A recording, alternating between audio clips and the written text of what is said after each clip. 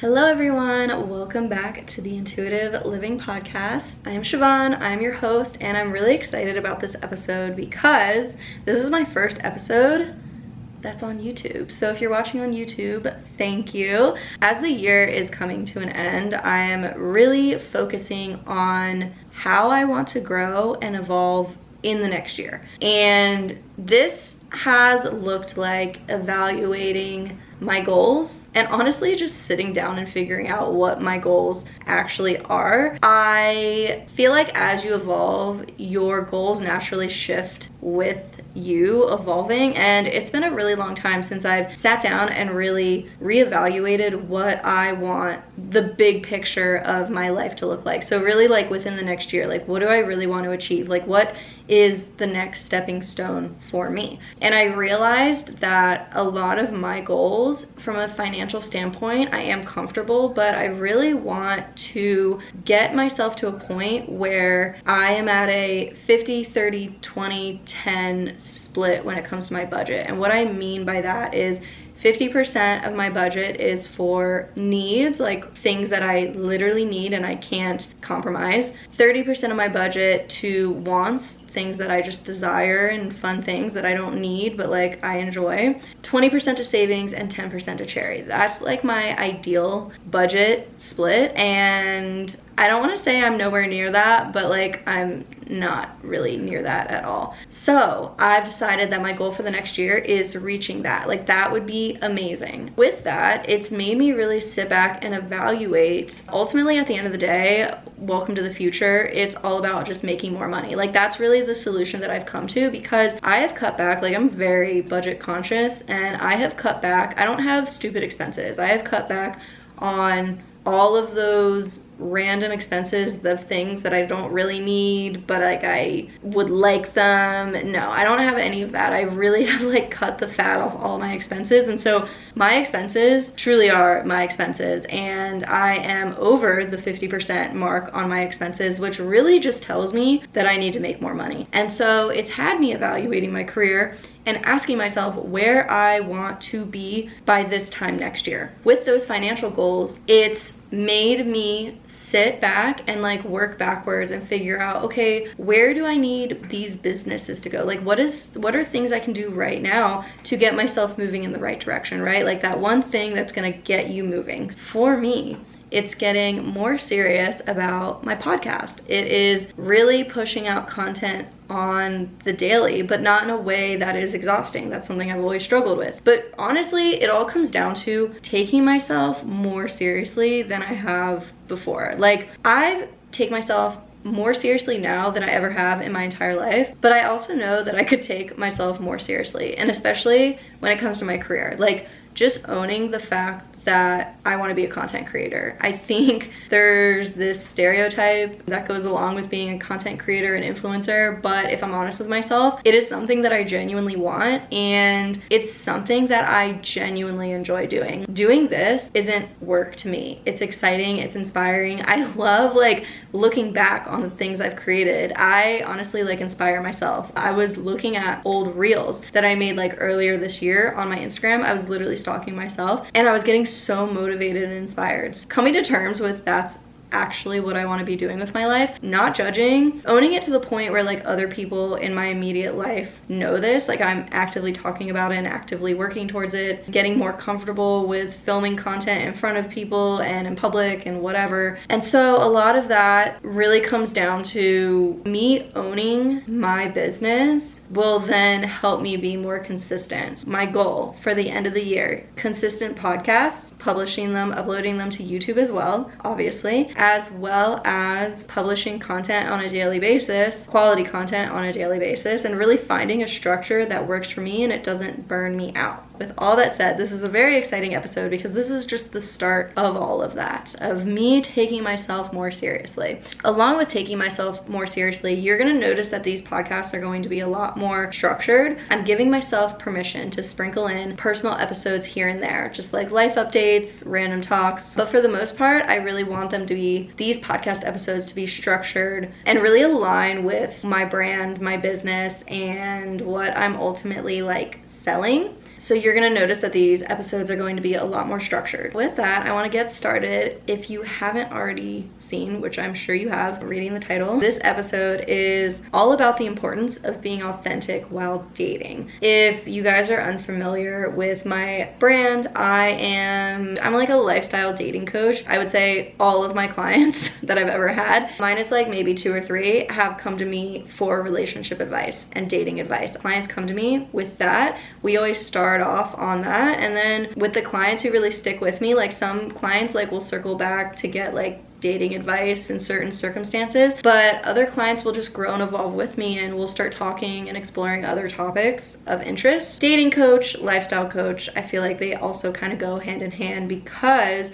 I also believe that relationships are the biggest mirror to yourself. You learn so much about yourself being in relationships with other people, and I would expand that to family relationships, friendships, not just intimate partners. Each relationship type brings different lessons with them, teaching you what you really want in your support system. And intimate partners, I think, is the biggest mirror to yourself. If you are dating, whether you're dating a toxic person or a healthy person, it's gonna bring out parts of you that you probably wouldn't have seen otherwise. For me, my personal experience, my intimate relationships have always brought me to like the darkest parts of myself, but in a way where I can like grow and evolve. Where my friendships have really taught me how important a support system is, how to like really like just love the people around you and build relationships with other people, and really teaching me what is important in my relationships. While my family relationships, it's the same. I was personally raised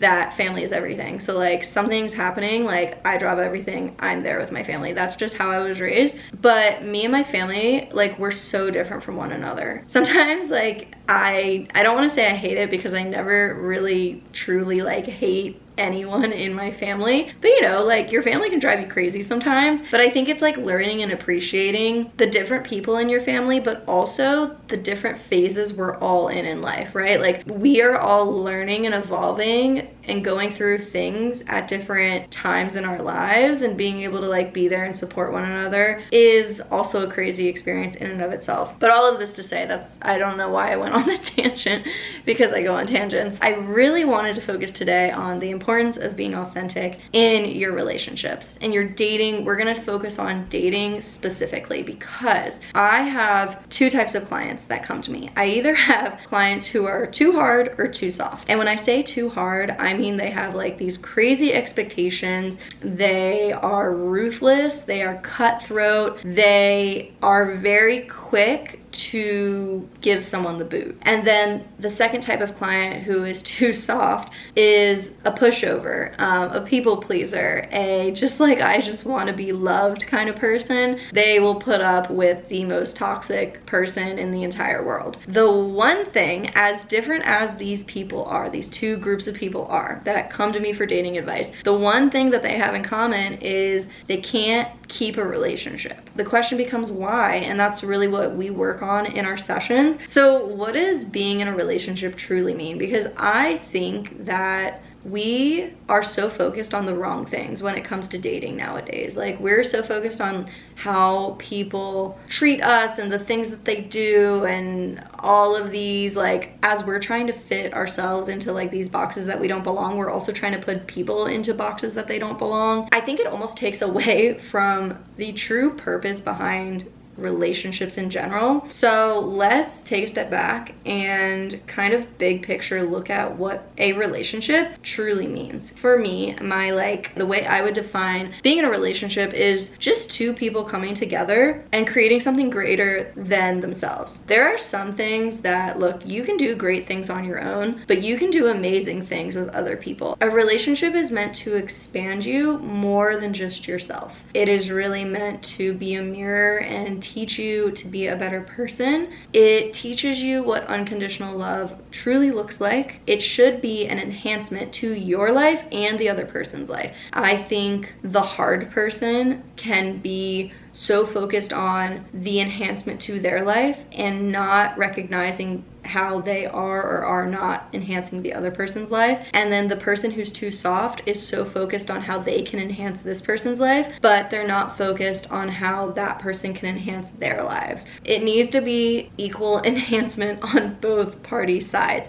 That's what makes intimate relationships really worth it, is when you are both enhancing the other person's life. So with all that being said, I really think that the number one thing that matters the most while dating is learning and seeing the type of person that you are dating. The type of person that someone is the most important thing. Seeing their heart, seeing their soul. We can get so caught up in what people are or are not doing for us that we're not recognizing who they are on a human being level. I'm gonna preface this, I'm not saying that we need to put up with toxic or abusive people. That's literally not what I'm saying at all. I'm talking about when you are nitpicking someone to the point where you aren't even seeing what they are doing for you. You're so focused on what they're not doing that you can't see what they are doing. And that's when I get people come to me and they're like, oh, he's such a nice guy, I just wish he would do this. Why can't he do XYZ? And this is like, you're genuinely like interested in this person. I'm not talking about like you're disinterested in this person, like you don't even like them, whatever, like get rid of them anyways. But if you're someone who's like genuinely trying to look for a partner, but you're getting frustrated, like you're someone who gets irritated with everyone you're dating, like recognizing that you constantly searching for what's wrong in the relationship, you're always going to find it. Someone's always going to be doing something wrong, because we're literally human beings. What is right and the things that they're doing right in the relationship are also there and available. You are literally just choosing not to focus on it. And whatever you choose to focus on in the relationship is the way that the relationship is going to go. And this kind of goes to my next point about like attracting like. And let's just bring it to the most basic, simple example. Happy people don't want to be around unhappy people. Also, alternatively, unhappy people, ironically, don't want to be around happy people. Have you ever been like in the worst mood and then someone's having a great day and you're just like, can you just like fuck off? Like attracts like. So let's take the person who is nitpicking, has all of these high expectations and like expects people around them to be perfect. You are either going to end up with a people pleaser who you don't actually truly like that much, or you're going to end up with the same exact person as you, someone else who can meet your expectations but also expects a lot of things from you. And what that does is it creates a transactional relationship instead of an unconditional relationship. I know on the surface you might not see the problem with a transactional relationship, but it becomes a problem when maybe you get sick and you genuinely can't live up to those expectations, right? You're sick for a couple weeks, you're exhausted from work, and you just can't live up to that person's expectations. And what are they supposed to drop you? Like, what happens then? Realizing it doesn't take into account the human experience, us being a human being. And from personal experience, it can do a lot of damage to your self-esteem and your ego being with someone like that. Alternatively, if you're showing up to a relationship with zero standards, like you act like everything's fine, everything's cool, you're most likely going to end up with someone who is too lazy to meet basic standards. If they're tired and don't want to hang out, they're not even going to bother telling you that they're tired. They're just going to literally ignore you. That's how we end up entertaining people that aren't for us and that ultimately don't make us happy. And the biggest mistake we make when we do these things and we get involved in people like this is we try to get them to change instead of seeing who they are as a human being and just moving the fuck along. The biggest thing you can do to avoid ending up with people like that, again, like attracts like, is being authentically you. And I want to go over what being authentically you really looks like. Like, what does it mean to be authentic? Oh, here's a cat. I have cats. I wish you could see my little cat is sitting next to the camera. So what does it mean to be authentic? to me, in my mind, what being authentic means is doing what feels good to you. Like what genuinely feels good in your body.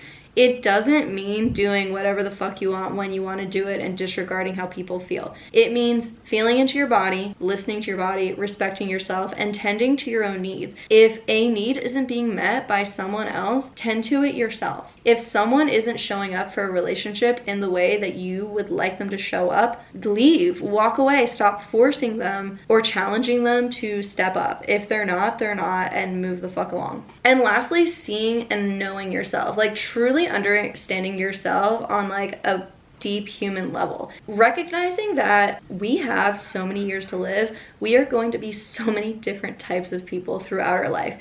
And in different phases of our lives, we're going to need different things. And understanding that your needs, your wants, and your desires are going to constantly be shifting and changing throughout your life. But being able to appreciate that, see it, not let it scare you, and just constantly exploring yourself in that process, that's really being authentic. What it doesn't look like is ignoring how you feel to comfort other people, fitting into societal norms and standards, right? Like genuinely ignoring the needs of yourself. Also demanding things from other people. None of this, it is you feeling into who you are and your body and tending to your own needs. That's really what being authentic means to me. And I think it's especially important to do that while dating, because the more you do that, the more you're going to attract people who are more aligned with your lifestyle. It doesn't mean that everyone's going to be a home run, but I can tell you, you're not gonna have a bad time. I always think it's very interesting. I have some clients who come to me. There is like this concept that like, oh, dating is so annoying. I don't find dating annoying. I find it very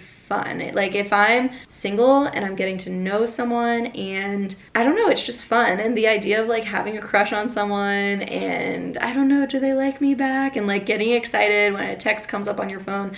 Those kind of feelings are really exciting for me. So I want to go over some ways to be more authentic in dating and honestly just in life in general. I always think dating is like the most triggering thing for people. Like I said, intimate relationships are the biggest mirror for yourself. So dating can be a very triggering experience for some people, and I would be lying if I said it wasn't triggering for me. So I want to give you some tools and strategies, just things to think about, things that maybe you can implement in your dating life. Take what resonates, leave the rest. Some of these things might not work for you, but I would encourage you to experiment and try to find the things that do work for you. These things work for me. The first thing, my first piece of advice is changing your belief system around dating. If you tell yourself that dating is a chore, it is going to be a chore. If you talk about how much men are trash and men suck and there's no good men out there, you are only going to see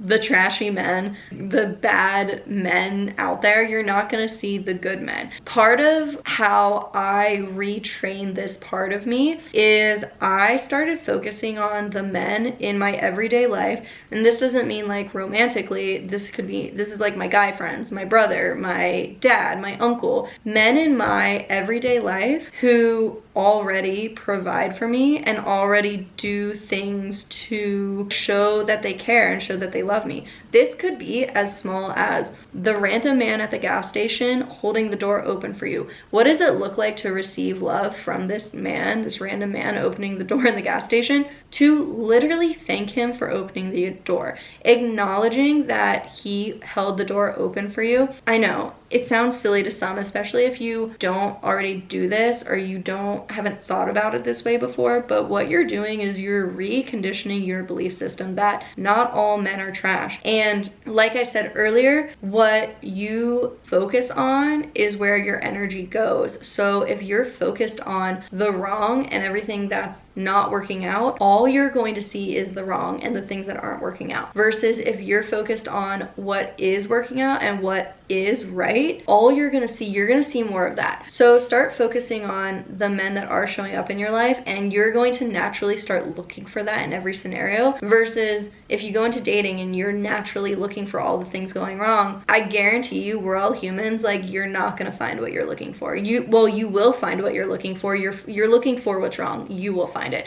But if you look for what's right, you will also find it as well. So changing that belief system and recognizing that dating can be fun and exciting. And I always like to remind my clients of like, oh, like, I don't want to have the like, what's your favorite color conversation.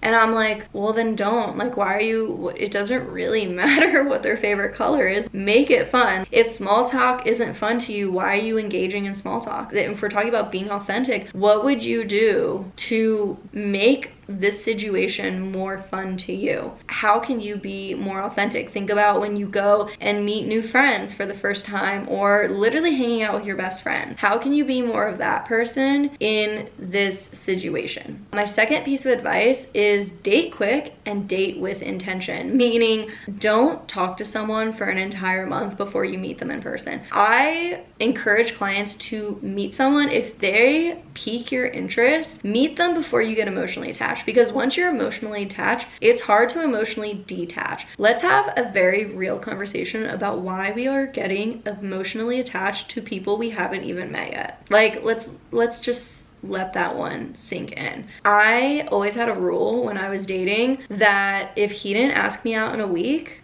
I would probably forget about him. And I don't mean that. It's not like, oh, it's a no for me. It's not like I literally keep track of men and like when they ask me out. I genuinely don't know when a man would like start messaging me and then asking me out. All I knew though is it didn't take me long to figure out if a man piqued my interest. I noticed that for me, on average, if he didn't ask me out in a week, I would actually become disinterested in him. Because for me, I want to just meet you already. I don't want to, like, why are we talking? Why haven't you asked me to hang out? Like, if we truly are vibing and if you really do like this conversation, why haven't you asked to meet up, right? And I could already hear, well, maybe he's traveling, maybe he's doing this. If he was really interested, he would let me know. This is kind of a side thing. Men, you hear the phrase, if he wanted to, he would. The difference, one of the biggest differences between men and women is when men want something, they will make it happen. And I'm not saying women don't do this either, but this is very, I feel like it just comes naturally with men. Like, women naturally are very lax and go with the flow, right? Like, I feel like if you identify as more feminine, and I'll be honest, when someone comes to me and they have a plan, and like, if it's literally like, you just tell me where to go and I will be there, that's like my ideal friend, my ideal relationship, my ideal everything is for me to just show up and exist. Like, that's all I want to do as a woman. Men are the opposite. Like, when they have an idea, they want to go after it. Like, that's the thing that turns them on. So if a man isn't going after you, and it's not something that you should literally take personal, like, and you're not going to take it personal if you're just talking to them, right? Some men are genuinely lazy, and I can tell you right now, you do not want to be with a lazy man. Or I shouldn't say lazy man, I should just say more feminine man. We don't need to, like, if that's not in your wheelhouse, don't even go down that road. If a man wasn't pursuing me within a week of messaging me, it doesn't mean that I would like literally cut him off or ignore him or unmatch him. Like, he would literally just sit in my inbox, and I would be talking to other men, and I'd be going out with other men, and eventually I just got bored of him and the conversation would dwindle off. Which is kind of another side thing I want to say is we don't have to be so cruel to cut people off. I feel like I'm slowly going into a whole different topic, so I'm going to take it back to being authentic. The less emotionally attached you are to someone, the more authentic you will show up, right? Like, if it's like a random person that you don't care what they think of you, you're more likely to be yourself with that person than with someone that you really care what they think of you. Dating quick, dating with intention, meeting this person before you get emotionally attached to them, which pretty much means like within the week. Well, for me, everyone can be different, but for me, I always found that a man would lose my attention after a week or so. The third piece of advice is knowing what type of person that you're looking for and picking out small ways that you can and recognize these characteristics in that other person. So I'm going to use personal examples, pick out some of these ideas if they resonate, but it's also just an exercise for you to think about ways in which you can kind of like test men. And I'm saying testing men very loosely, but us as women, that's what we naturally do, is test men. I feel like that's a whole episode for another time that I'm not going to go down that road. But we naturally just test men for quite literal biological reasons. That, again, is a story for another time. But some examples that I used to do when I was dating, a man always had to message me first. I didn't care how hot he was. I didn't care how amazing his profile was. I didn't care about like how perfect his profile looked. I cared about whether he messaged me first. If he never messaged me first, that's okay. You're not my guy, right? No hard feelings. You're not my guy. Because for me, something that's very important to me is a man who can take initiative. A man who at the end of the day, he's gonna figure it out. If you find me attractive, you'll figure it out and you'll message me eventually. And if you don't, you're just not my guy. Having great banter. I never message someone and actually ask them about their career and what they're looking for and all that. It sounds crazy. I was more interested in, do we even have a good conversation? Because why am I getting to know you and know all these things about you if I don't even know what kind of person you are? A big thing for me was, can we banter? And if we can banter, and I literally mean we message back and forth, we have a great little conversation going, you ask me out for drinks, all right, let's go. Because for me, the banter tells me way more. Like, I know that I'm gonna have a good time with you because of the way our conversation is flowing. Planning the dates and paying for the dates are huge for me because I want a provider type. I don't want someone keeping score. I don't want someone nagging me about paying. I don't want to split the bill, especially on the first date. I've only been on one date where I actually paid for my own meal. And it sounds crazy, but I also think it's because I have all of these tests set up before you actually meet me that allows me to attract that kind of guy that will pay for the date. And if someone doesn't pay for the date, like, look, it can seem harsh to some, but you're just not my guy. No hard feelings. Like, I'm not going to sit here and judge someone based off of like if he thinks that, or if he wants to be with someone who splits checks equally. That's completely fine. I would like to feel provided for and I want to feel taken care of. That's just me personally. One way to do that is paying for the date. I love planning for the date. The same reason about messaging first. You're a go-getter. You're gonna go after what you want. Plan the date. All I have to do is show up and have a good time. Like, that's just me as a human. I just want to show up and exist. Also, taking you home at the time that you say you need to be home. If you want to be home by 10 p.m., is he dropping you off at 10 p.m. or is he trying to get you to stay out later? These are really, really important things. Also, being receptive to your needs. I'll be honest, I'm a little bit of a crybaby. I'm a Pisces. I have been known to maybe get emotional on a first date and shed a little tear. I don't judge myself, and if someone's gonna judge me for that, fine. I literally don't care. You're not my guy. That's okay. But that being said, I have never cried on a first date and been with a man who's made me feel weird about crying on a first date because the level of man that I attract, because I know my standard level and I don't entertain people who are below that standard level. One of those standard levels is someone being receptive to my needs. If I'm getting emotional and crying, because look, you start dating me, I cry almost every day. I shed a little tear every day. It doesn't mean I'm sad every day. Sometimes I literally cry because my cat is so cute. I need to know that you're not gonna freak out if I start shedding some tears, you know? The fourth tip that I have, train yourself to be unattracted to negative behavior. For example, him not paying for a date, him making sexual references to you on a dating app. Like, if a man makes a sexual reference to me, I shut that down so quickly. That is such a huge turnoff to me. Like, sir, you literally don't know me. This is like, we are not there yet. I do not have these kinds of conversations with men that I just meet. No, thank you. Commenting on my appearance, like in a judgmental way. It's okay to say that I look pretty, obviously, and I look really nice. It is not okay for you to ask me why I'm wearing a ripped t-shirt. I don't approve men judging my appearance. I don't approve men pushing me to stay later than I intended to. I don't approve men who disregard my emotions and feelings. If I say I need to be home, or if I say I'm uncomfortable, you better take me home or remove me from the situation. And if you don't do that, that is very much a turnoff for me. Getting annoyed because you talk too much or overshare. Us as women, we are over communicators. That is like a thing that the species of woman all have in common. If you are more feminine, and this goes back to biology, there is a reason why we communicate more, and that is an episode for another time. So if a man is getting annoyed at you for doing that, he is definitely not your guy, and that should be a turnoff. Thinking of all these things, like, and I'm sure I probably listed some things that could have triggered you and could have made you feel really insecure because someone has done that to you before. Training yourself to literally be disgusted by those things. Like, ew, that's not nice. Like, these are things that just aren't nice. Like, it's not nice to keep me out past a time that I feel comfortable being out. It's not nice to criticize my appearance. It's not nice to tell me what to do.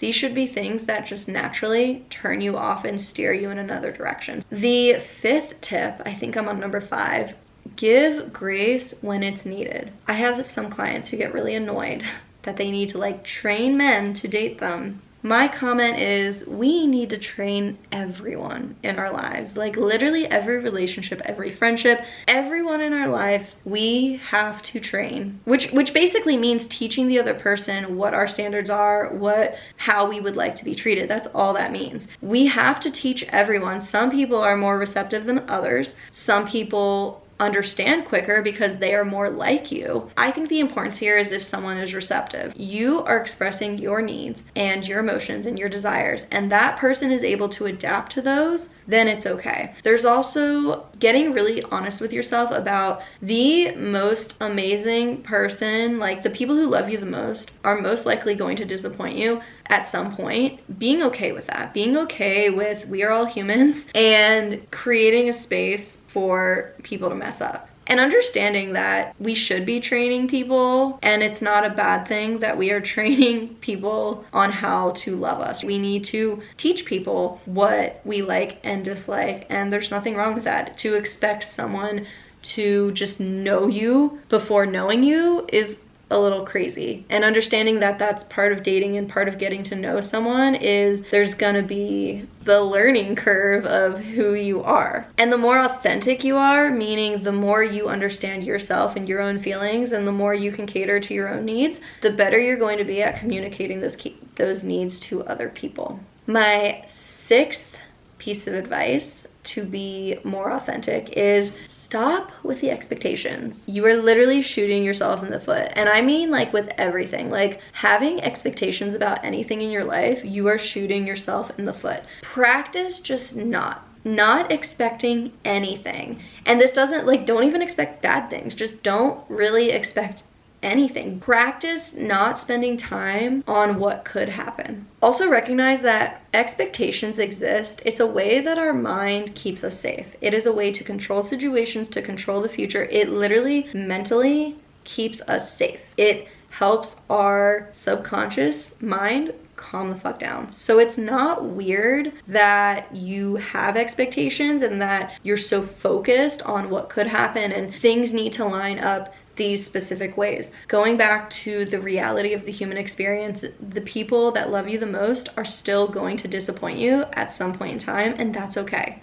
That's okay. I think what's more important is seeing someone for who they truly are as a human being and understanding that they can mess up versus someone who is just not a nice person. There are differences. And the less you have expectations for other people, you're gonna have less expectations for yourself. Also, if you have less expectations for yourself, you will also create less expectations for other people because you'll see ways in which that you mess up, right? Like you have probably hurt people that you loved in your life, but you didn't mean it. Having the grace for yourself in that situation, also having the grace for other people in situations. I think another thing that can really help with expectations is understanding why you need certain expectations to be met. So let's take someone being on time. And I'm not saying that people shouldn't be on time, but let's say you've been going out with this guy, he's always timely, and then one time he is 15 minutes late. This is an interesting thing to think about because I find that there's two ways of thinking. The first person gets annoyed, like, oh my God, I can't believe they're late. The second person is like, oh my gosh, are they okay? Like, I hope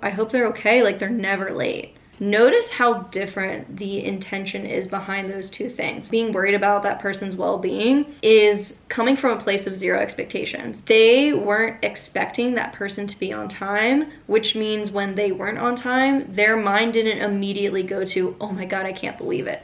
Versus the person who was so focused on the fact that this person was late and getting frustrated means that some part of them, like, they were waiting for the day for this person to be late. I think it's a really good thing to sit with yourself and ask, why is that so important to me? Why is being on time so important to me? But almost important, let's fast forward. Let's say the reason this person was late to the date was because he ran into traffic. Like, it was just a crazy accident on the highway and there was nothing he could have done and he was late. And maybe he communicated with you, maybe he didn't, like, whatever. Like, we don't need to get into like all of the minutia of it, but my biggest point is sitting back and asking yourself, why is it so important for you that someone is on time? What does that mean for you? What does that mean if someone is late? What does that tell you? What does that mean about yourself? How does it make you feel? What part of you is upset? What part of you feels neglected or forgotten about? Really exploring that to make peace with yourself and being able to soothe yourself in those situations and seeing like the bigger picture of it, meaning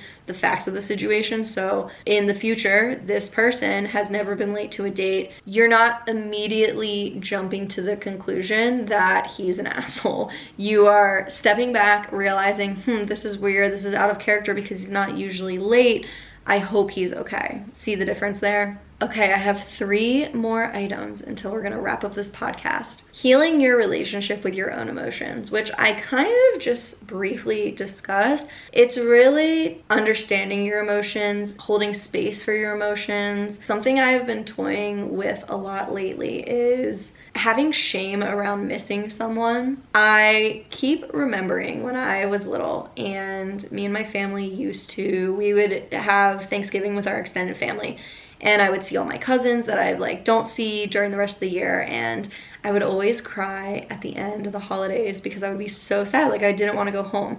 And I remember my mom would tell me like, it's okay, that just means you had a good time. And it's so like, it's true, like it's like I don't want to leave because I had such a good time with this person, and there's nothing wrong with that. You being a little kid and feeling that way, like I didn't feel wrong for being sad about that. It made sense to me. It still sucked. Like I didn't like being sad. I've been playing with that lately of like, you being sad or disappointed over a situation doesn't mean anything about yourself. Like it doesn't mean you are allowed to be sad. You are allowed to be disappointed. And letting yourself be sad and disappointed, because also recognizing when you allow yourself, ironically, when you allow yourself to actually be those feelings, the feelings pass a lot faster than if you were shaming yourself for feeling those feelings. Healing your relationship to your own emotions will help a lot with showing up authentically, because a lot of the reasons we aren't showing up authentically is due to emotional experiences of our past. This is kind of like a final exercise that you can use to practice being more authentic. Think about one person in your life that you feel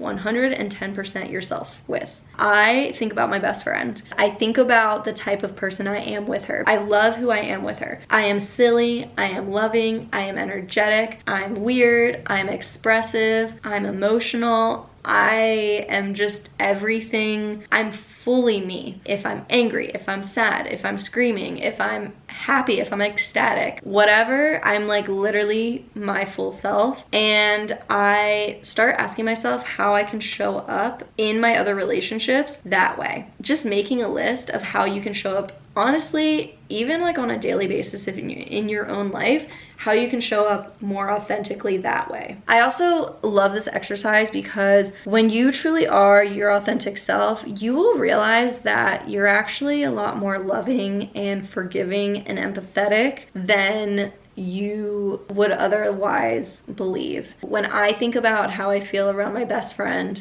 I am very relaxed, go with the flow. I don't take things personally. I am forgiving if someone messes up. It doesn't mean like I'm like that all the time, but I'm especially like that with my best friend. I have this unconditional love for her that if she messes up, if she hurts my feelings, I can very easily see her side, and I trust that it was not her intention to hurt me. So I love taking that and asking myself how I can move throughout my own day-to-day life, embodying that person more. Some examples of this could be if someone gives you options between two different things. If you're someone who's like, oh, I don't really care, like whatever everyone else wants, practice taking a second and asking yourself genuinely like what you think you would rather do, and then expressing that emotion. If someone wants to hang out with you at 5 p.m. but 6 p.m. works better, express that emotion. Going back to my example, if you're sad when you're parting ways with a friend, telling that friend that you're sad because it was such a good time. If you're feeling frustrated, asking yourself, what deeper need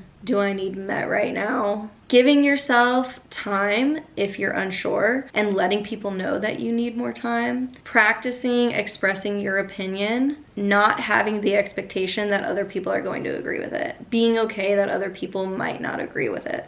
And I think if there's one thing that you take away from this episode, it would be that being yourself first and foremost is one of the best things you can do in any of your relationships. While a goal of ours is always being a better version of ourselves every day, it should be understanding that you are constantly growing and evolving, and the person you're going to be tomorrow is going to be different from the person you are today, and that's a really, really good thing. But authenticity in all of your relationships is ultimately going to bring you harmony in your entire life as a whole, in all the other aspects of your life. You are going to feel so much peace, so much balance, so much harmony, the more authentic you are. And I mean like inner peace. Like you won't feel like you're hiding any part of you with anyone in your life. And the more you show up like this, the more you show up in this way, and the more authentic people you're bringing into your life, you're only going to bring more and more and more and more. And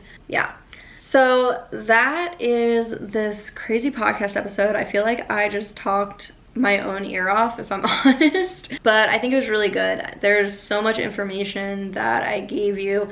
If you're interested in working with me, I have a website. It's linked in the description of the show notes or this video. Feel free to check out my offerings. If you resonated with my message, please like, subscribe, rate, share, review, do all the things. I would really appreciate it, as I'm looking to grow and take myself a little more seriously going into 2024. With that, I'm going to leave it here because my throat is killing me and I have a bonfire to go to. With that being said, I will see you guys on the next episode.